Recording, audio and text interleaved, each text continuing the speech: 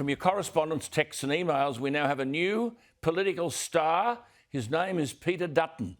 Correspondence everywhere about his stand for the vets and the interview last night. John Kidd from Auckland in Queensland writes today, Defence Minister Peter Dutton displays an intestinal fortitude long overdue in these woke-threatened days. Peter's circuit of Sandringham in Victoria. Peter Dutton has chosen digger-like political courage in overruling the overzealous decree by Defence Force Chief Angus Campbell. Mind you, if he got rid of Angus Campbell, that'd be the next step. Now, it's not all plain sailing, because Doug Staley of Hayfield, Victoria, makes a very valid point. Quote, so, after years of excuses, delays and refusal, Scott Morrison's called a Royal Commission into the appalling state of veterans' mental health and hopes the Commission will be a healing process. He says, then the Prime Minister goes on to say, quote, the inquiry will not be about making findings of civil or criminal undoing, unquote, writes Doug Staley appropriately. As a veteran, I want to know how we can have healing without justice. How can we feel safe unless those who've broken laws and failed in their duties are identified and punished, unquote. Well, look, the Royal Commission is important, but it would be foolish to see it, and I've advocated for it for 4 years. It would be foolish, though, to see it as some kind of panacea. The situation is far more complex than veterans suiciding at a higher rate than the rest of the population. This raises other unaddressed issues.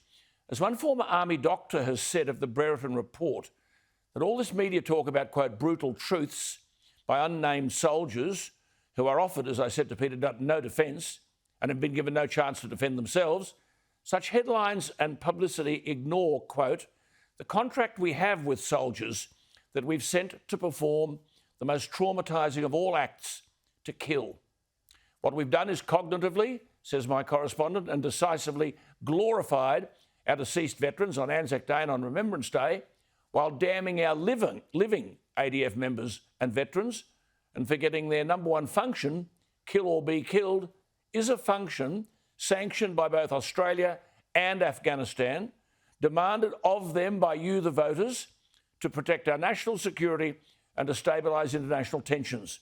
He says, we've allowed our Prime Minister and the Chief of the Defence Force to apologise to our enemies in Afghanistan while hanging our heroes out to dry by a noose, unquote. Well, tellingly, this point, and this is where the nation is at odds with its leadership, both civilian and military, quote, if Australia wants to make this kind of trauma worse, then by all means keep prodding and provoking our most traumatised veterans with stigmatising, shaming and punitive national judgments, unquote.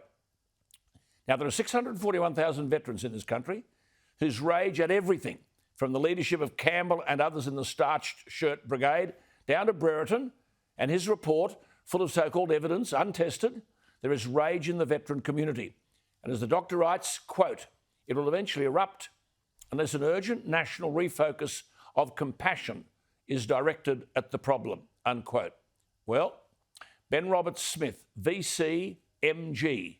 The MG is for a medal for gallantry, is a metaphor of the way these men are being treated. Ben Roberts-Smith was awarded those post-nominals, VC MG, for killing the enemy with an heroic act of bravery. The only thing that's changed since he was awarded those post-nominals is the increased magnitude of toxic envy of everyone around him. That's why Peter Dutton is the man of the hour.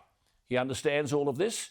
No doubt people from the Chief of the Defence, Angus Campbell, down, are worried about their futures, and so they should be. What do you think? Email me, alan@skynews.com.au, or the text line 0414 000 848.